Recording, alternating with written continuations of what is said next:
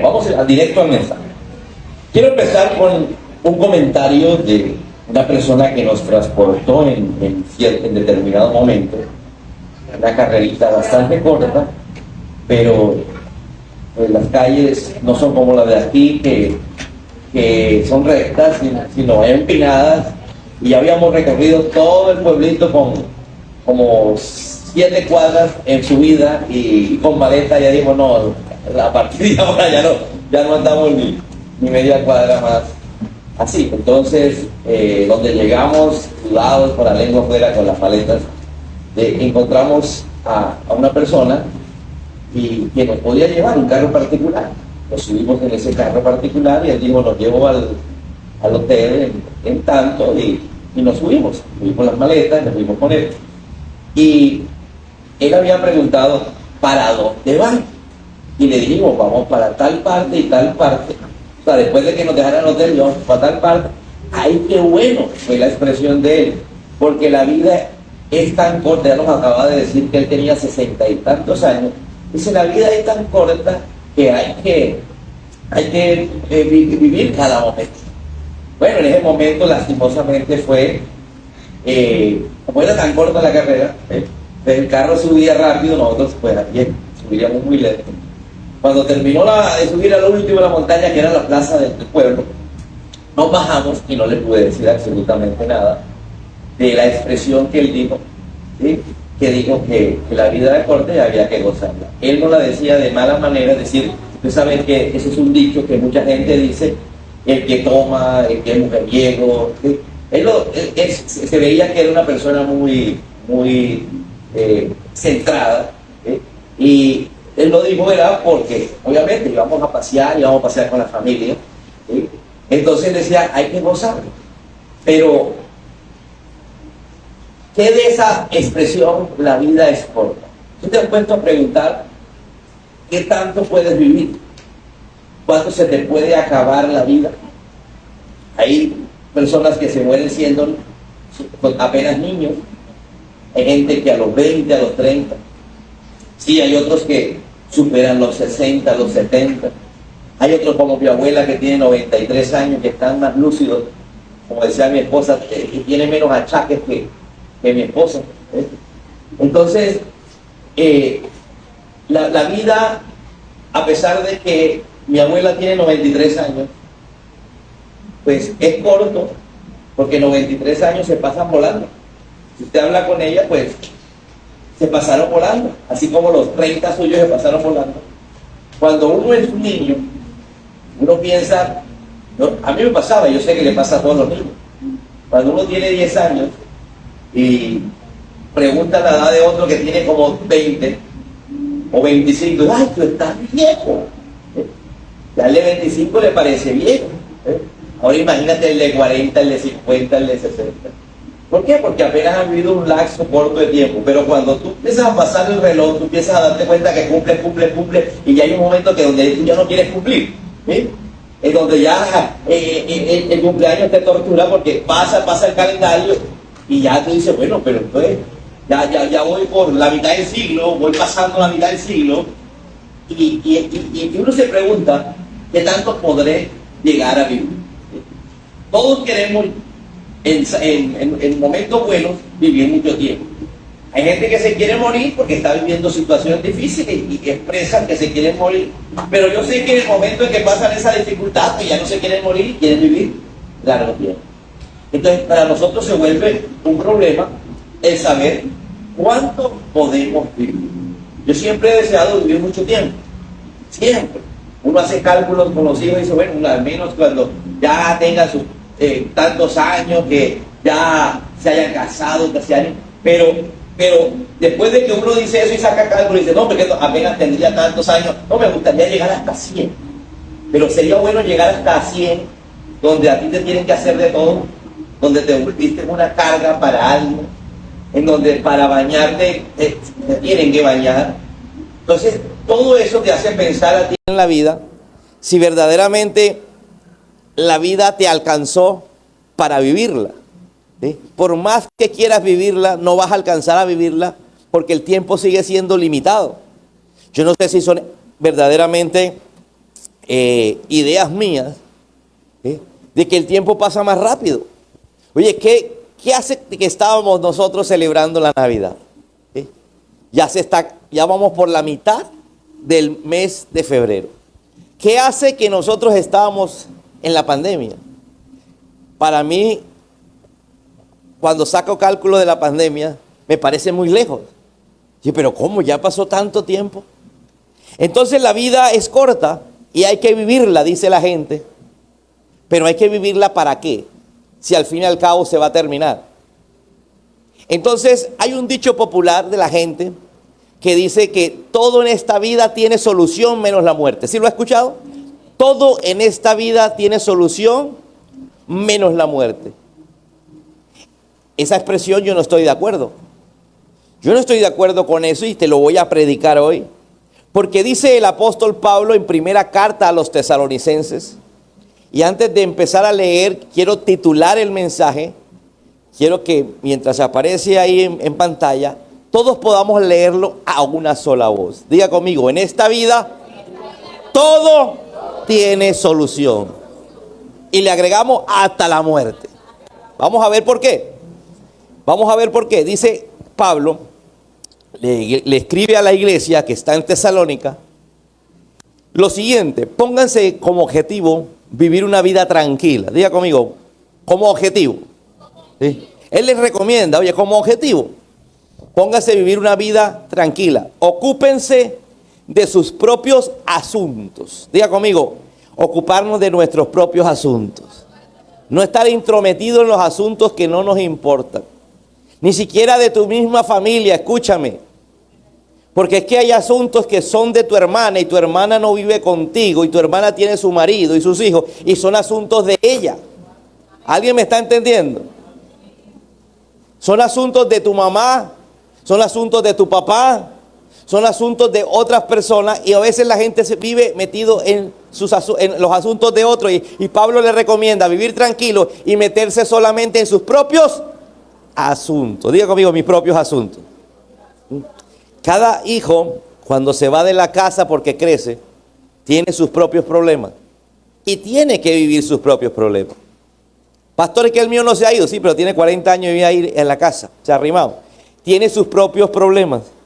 Y los problemas que tiene en esa habitación, aunque está en la casa tuya, son los problemas que se tienen que resolver en aquella habitación y no en tu casa. Aunque la casa sea tuya y la habitación esa donde están ellos sea tuya, ¿sabes? No te incumbe. Diga conmigo, no me incumbe. Son cosas y asuntos de esa persona. Ya está casado, ya tiene hijos, ya. Entonces le dice Pablo, ocúpense de sus propios asuntos y trabajen con sus manos, tal como los instruimos anteriormente. Diga conmigo, estar tranquilos, ocuparme de mis asuntos y trabajar. Vamos a repetir las tres consejos que da Pablo. Diga primero, ¿qué fue lo que dijo de primero? ¿Quién se acuerda? ¿Una vida qué? Tranquila, vivir una vida tranquila. Segundo, ocuparse de mis propios asuntos. Diga conmigo, de mis propios asuntos.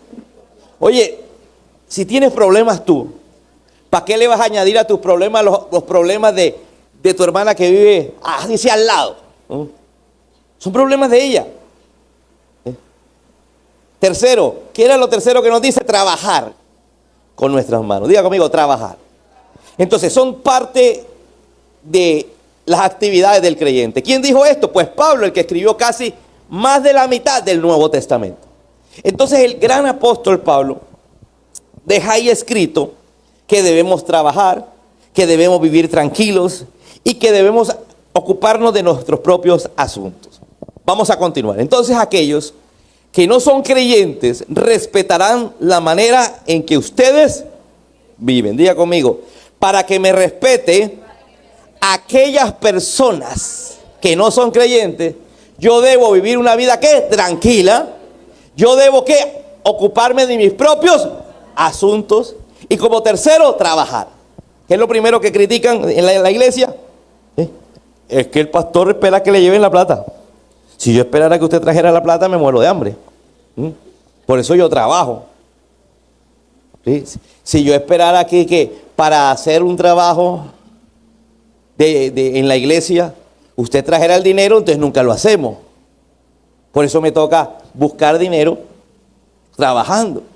Entonces, la persona puede hablar, pero el día que se entera que yo trabajo, entonces tiene que quedar callado.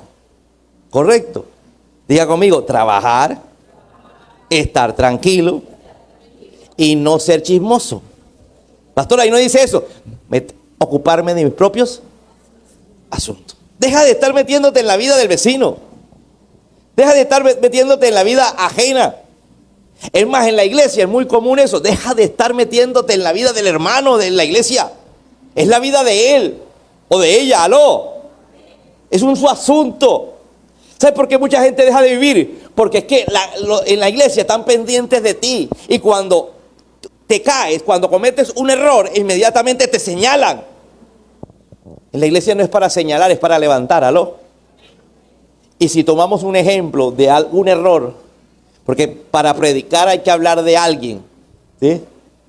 Del error de alguien, así como las virtudes de alguien. Pero no lo hacemos para criticarlo, lo hacemos como para poner como el ejemplo de qué, de lo que no se debe hacer. Amén. Bueno, dice Pablo, y ustedes no tendrán que depender de otros. Diga conmigo, si yo no me meto en los asuntos de otros, si yo trabajo y vivo tranquilo, no tendré que depender ¿de quién? De otros. ¿Aló? Es que no hay nada mejor que no depender de otros. Ay, que yo te ayudé cuando tuve el problema con mi marido. Entonces ahora quiere que tú también te metas en el asunto. Oye, en problemas de marido y mujer nadie se meta. Tú das consejos, te desgastas, dices esto, dices aquello. Y sabe, al día siguiente se arreglan y el único que quedó mal fue usted. Amén. Pero ¿cómo volvió con ese desgraciado? ¿Acaso usted es el que se acuesta con el desgraciado? Entonces es un asunto de ellos. Y ahora, amados hermanos, sigue diciendo Pablo, queremos que sepan lo que sucederá con los creyentes que han muerto. Ay, mira esto. Pablo le dice, mire, y ahora, ya les dije que ustedes tienen que trabajar, que ustedes no se metan sino en sus propios asuntos, que vivan tranquilos. Ahora les voy a contar, dice Pablo, lo que va a suceder con los muertos. Para que no se entristezcan como los que no tienen esperanza. ¿Cuántos aquí tienen esperanza de un futuro mejor? Amén. Pues ya que creemos que Jesús murió y resucitó, hasta aquí alguien dice amén. ¿Cuántos aquí creen que Jesús murió y resucitó? ¿Usted lo cree? Bueno, este mismo persona del transporte, que no es ni driver ni taxi, sino alguien que se ofreció a llevarnos, ¿sí? Y nos cobró la carrera porque dijo la expresión, porque la vida es corta y hay que vivirla. Y lo único que sabemos que ha resucitado es uno solo y se llama Jesucristo, de resto más nadie. Entonces tenemos aquí cómo refutar eso. Pablo le está diciendo a la iglesia que creemos que Jesús murió y resucitó. ¿Cuántos creen eso? Hay mucha gente que cree eso. Pero eso y nada más. Diga conmigo, eso y nada más. Sí, Jesús resucitó y punto. Pero ¿qué pasa conmigo si yo soy el que quiero saber si la vida es corta? ¿Qué voy a hacer con mi vida? Sigue diciendo Pablo. También creemos que cuando Jesús vuelva, esta parte sí no la cree todo el mundo.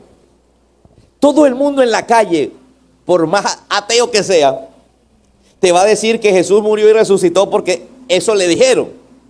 De ahí a que lo crea, pues, tal vez yo no te puedo asegurar.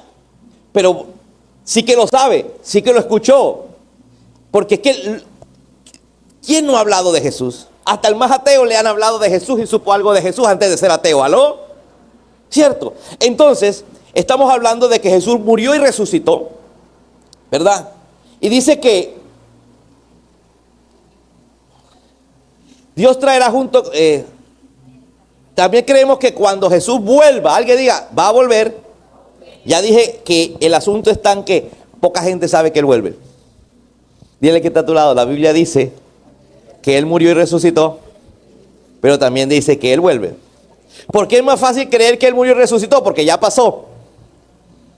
¿Aló? Es que Dios te sanó. Tú lo crees porque tú sabes que te sanó. Pero dice Dios, Jesús te va a sanar. Ya es más difícil porque es futuro. Amén. Dios te va a sacar de ese problema. Es más complicado que yo te diga, es que Jesús te sacó del problema. Sí, a mí me sacó del problema porque ese problema no tenía solución. Entonces estamos hablando de que Pablo pone las directrices en la iglesia y les empieza a enseñar que Jesús murió y resucitó, que Jesús vuelve, también que creemos que Jesús vuelva, Dios traerá junto con Él, diga conmigo, Dios traerá junto con ¿quién es Él? Jesús, a los creyentes que hayan muerto. Mira esto, Dios va a traer junto con Jesús a los creyentes que hayan ¿qué? Pero ahí dice creyentes, ahí no dice que todo el mundo. Diga conmigo, creyentes. Pastor, pero el Señor ese cree que Jesús murió y resucitó, pero no cree que Jesús vuelva. Y no cree que Él va a resucitar. ¿Aló? ¿Aló? Después nos subimos ahí, sí, a un InDriver. Y ahí sí tuvimos tiempo de hablar porque íbamos de una ciudad a otra. Y el Señor empieza a hablar como si conociera la Biblia y efectivamente conocía pasajes de la Biblia totalmente de memoria. Y él decía, yo creo en la Biblia. Al principio yo pensé, bueno, como que está yendo a una iglesia. Yo creo en la Biblia, pero creo en todo lo que me enseña. Y empieza a hablar de una cantidad de cosas. Todas aterrizaban en la Biblia, pero me mostró una oración del Corán. Yo repito todas estas mañanas, todo esto. Entonces el hombre que manejaba el driver dice, a mí me va bien. A mí me toca inclusive entregarle a mis compañeros, les entrego carreras, porque ellos se van blanqueados. Es que yo sé que es levantarme temprano a hablar con el Creador. Entonces muchas veces uno percibía como que, hombre, el hombre, eso no es. Yo decía, eso no es de Dios. Pero entonces ahí entendí algo. Cuando le cambié la torta, él empezaba a hablar de bendiciones. Es que a mí me va bien porque yo busco a Dios, yo digo la oración esta, yo repito esta oración. Y yo le dije, ¿y qué de la salvación? ¿Y qué de Jesús? Nunca me contestaba nada, seguía hablando de Dios. Seguía hablando de Dios.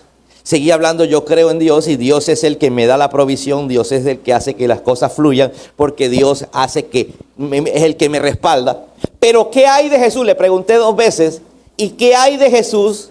¿Y qué hay de la salvación? Jesús es mi hermano. ¿Sí? Jesús es mi hermano. En ese momento dije, bueno, Jesús es mi hermano, pero después me puse a meditar, ya después, Jesús es mi hermano, pero es que, sí, esa creencia, Jesús es mi hermano, no tiene como mucho peso. ¿Por qué? Porque si Jesús es mi hermano, entonces Él igual a mí. ¿Aló? Él es igual a mí, Él no es igual a mí. Él es mi Señor y mi Salvador. Entonces Pablo le quiere decir a los tesalónicos, a los de Tesalónica, lo mismo que le hubiéramos querido decir a esta persona, pero es que los del Tesalónica sí eran cristianos, sí eran creyentes, y este hombre no. ¿Qué quería decirles? Es que la salvación viene por Jesús. Alguien que diga por Jesús. Mucha gente te habla de Dios y te mencionan a Jesús, pero no creen en el Jesús, Hijo de Dios, que es nuestro Salvador. ¿Aló?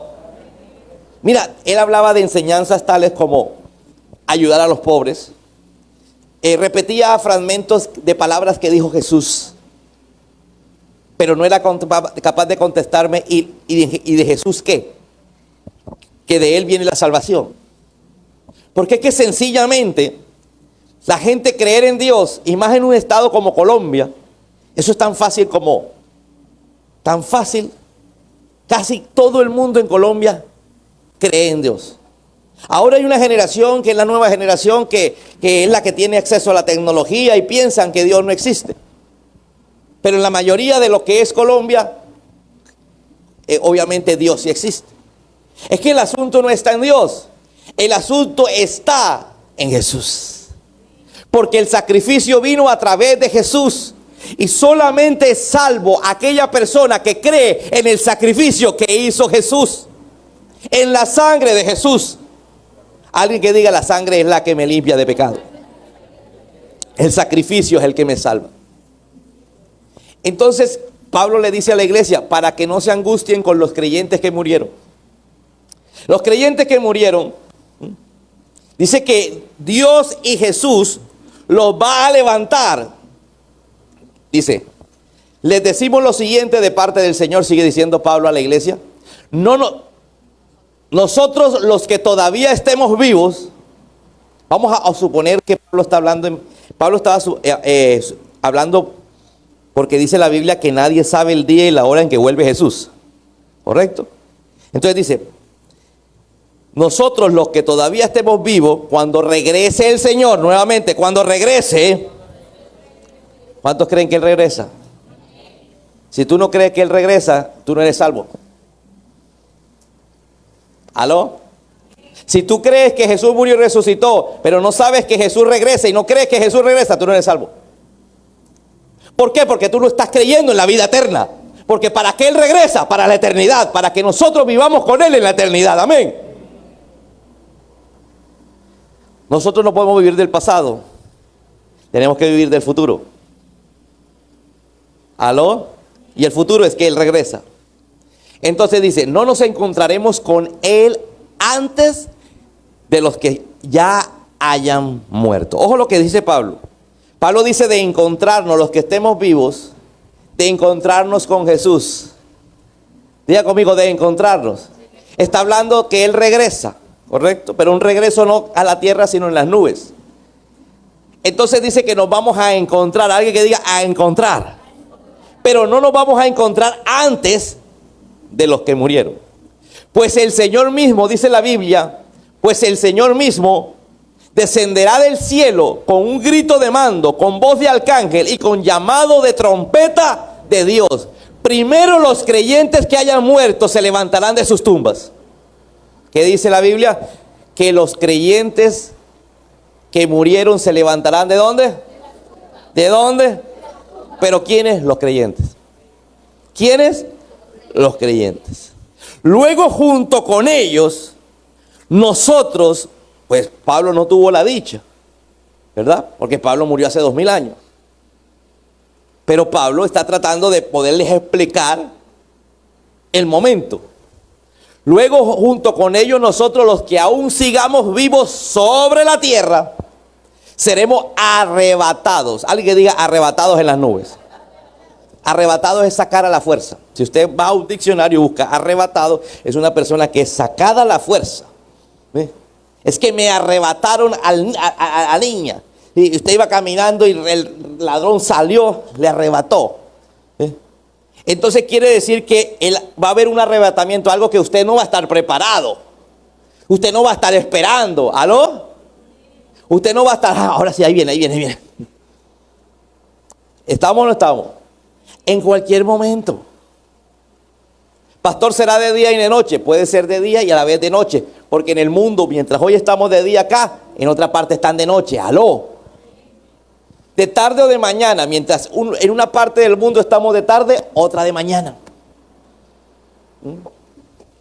Seremos arrebatados en las nubes para encontrarnos con el Señor. ¿En dónde? En el aire. Escúchame, ¿cuántos creen en la Biblia? Vamos a partir si creemos en la Biblia. Para creer en Jesús hay que creer en la Biblia. Tú no me puedes hablar de un Jesús fuera de la Biblia. Tú no me puedes inventar cosas como inventa la gente y las religiones acerca de Jesús que están fuera de la Biblia. Es que Jesús entre los 12 años y los 30 estuvo en la India haciendo meditación trascendental, dicen algunos. ¿Dónde está eso en la Biblia? ¿Aló? Entonces Jesús practicó el yoga. Ese es el embuste que te echan cuando empiezas a meterte en las cosas de yoga.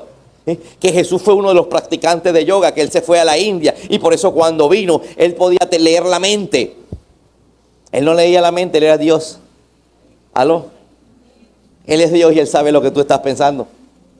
Por eso la Biblia dice que antes de que de que ellos empezaron a hablar, ya Jesús sabía lo que estaban pensando. Entonces dice que empezaba a darle la parábola para que entendieran lo que ellos se querían preguntar en su mente. ¡Aló! Pero no porque estudió yoga,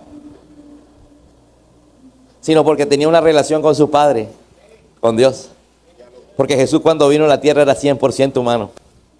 Se despojó de su gloria para ser como nosotros, para vivir como nosotros, para sentir como nosotros y padecer como nosotros. Entonces Pablo le dice, estaremos con el Señor para siempre. Ay. Mira, yo hoy te estoy dando el mensaje más importante que tú puedes escuchar en la vida. De pronto viniste con problemas, pastor, yo necesito que me hablara del problema. Es que te estoy hablando de lo más difícil. Todo en la vida tiene solución, menos la muerte, dice la gente. Pero yo te estoy mostrando hoy que todo en la vida tiene solución. Todo es todo, hasta la muerte. Amén. Y si la muerte tiene solución, ese problemilla que tú tienes delante de la muerte no es nada. Y si la muerte tiene solución, ese problema tuyo también lo tiene. Amén. ¿Qué compara?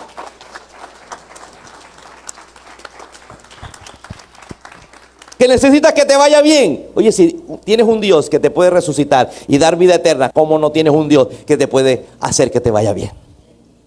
Entonces, pastor, hábleme un poquito porque a esta persona le iba bien. Porque él creía en el Dios que lo hace que le vaya bien. Pero nosotros creemos en el Dios que nos da vida eterna. Y como creemos en el Dios que nos da vida eterna a través de Jesucristo, su Hijo, entonces que también tenemos que creer que Dios nos hace que nos vaya bien. Creemos en el Dios de la sanidad.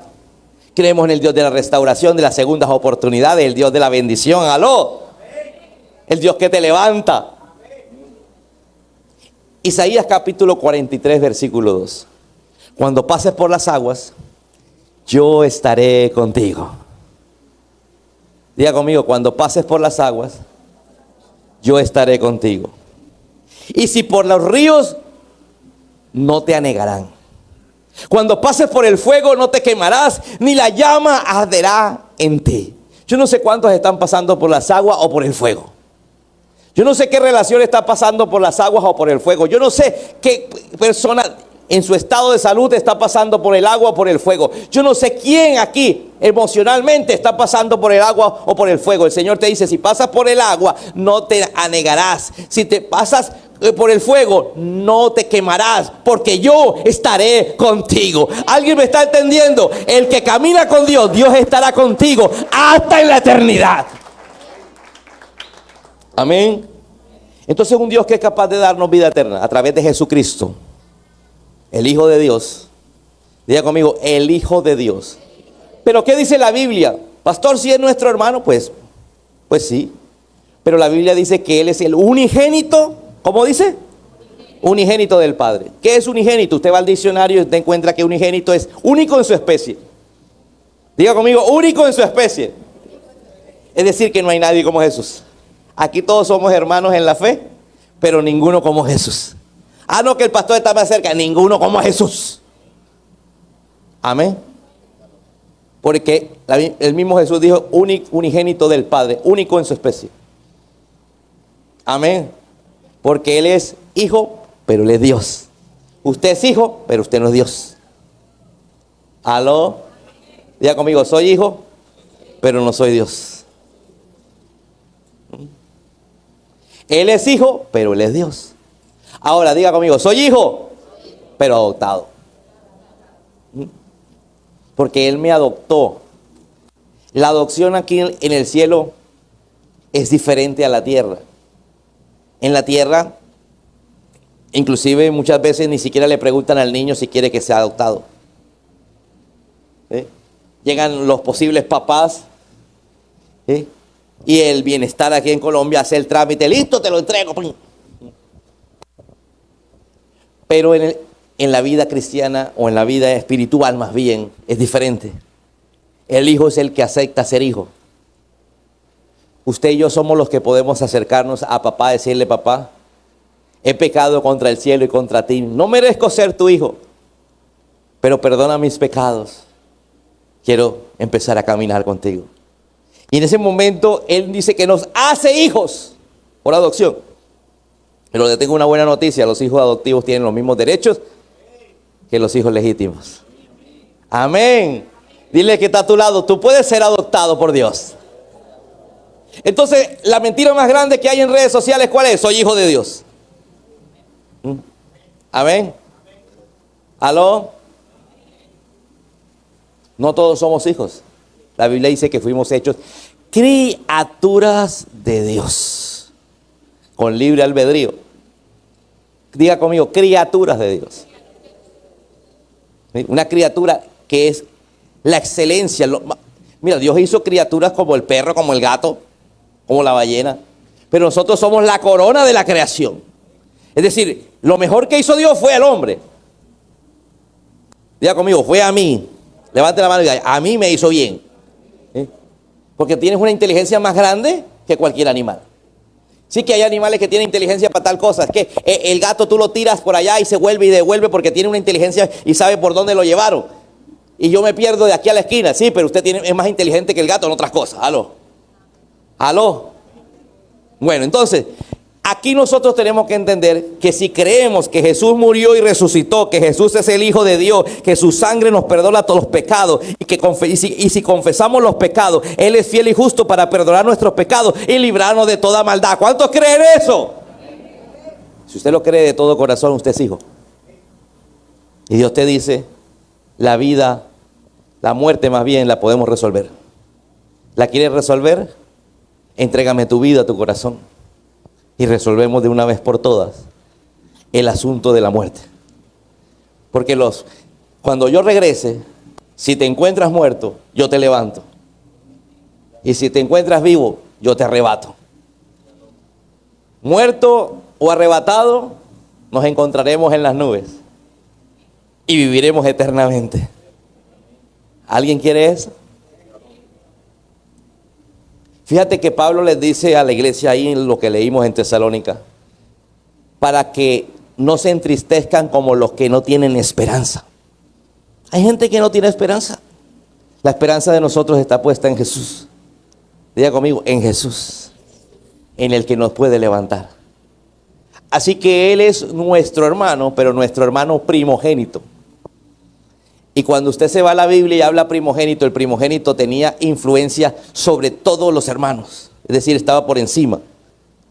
La herencia que le daban al primogénito era la mitad de la herencia y la otra mitad se dividía entre la mujer o mujeres y los demás hijos. O sea que la primogenitura tenía un privilegio. O si no, pregúntenle a Jacob por qué le quitó la primogenitura a su hermano. Porque sabía que la herencia era más grande. Y no solamente una herencia material, sino una herencia espiritual. El primogénito tenía la injerencia espiritual sobre toda la familia, para bendecir o para maldecir. Jesús está por encima de nosotros. ¿Aló? Jesús está por encima de nosotros. Es el primogénito de los muertos, dice la Biblia. ¿Primogénito de los qué? Entonces, único en su especie en morir, porque era Dios, y resucitar. Pero después venimos todos nosotros, que si algún día morimos, y digo algún día porque Jesús puede venir hoy. ¿Aló? Pero también puede venir el siglo que viene. A mí me gustaría que viniera cuando yo estoy vivo. Pero si no, tengo la esperanza que Él me va a levantar. Amén.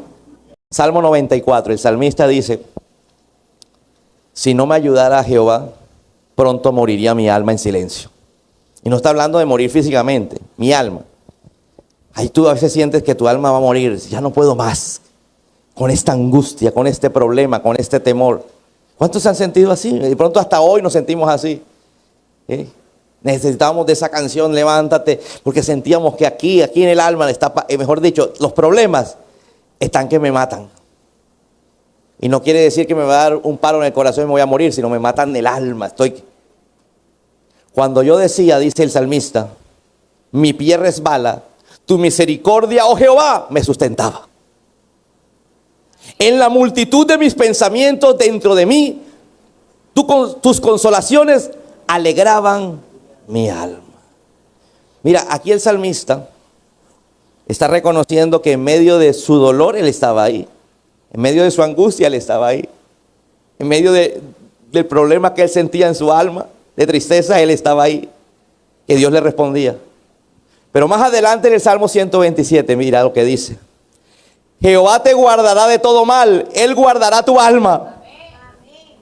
Jehová guardará tu salida y tu entrada desde ahora y para siempre. ¿Quién lo dice? Alguien que ya había pasado por el problema. Alguien que en medio del problema dice, mi alma está angustiada, pero tú en medio de que yo caigo y me resbalo, tú me levantas. Escúchame, hoy estás pasando una prueba, una dificultad. Mañana le dirás a la gente, Dios no te dejará resbalar. Tú, mira, y quiero volver a leer ese salmo.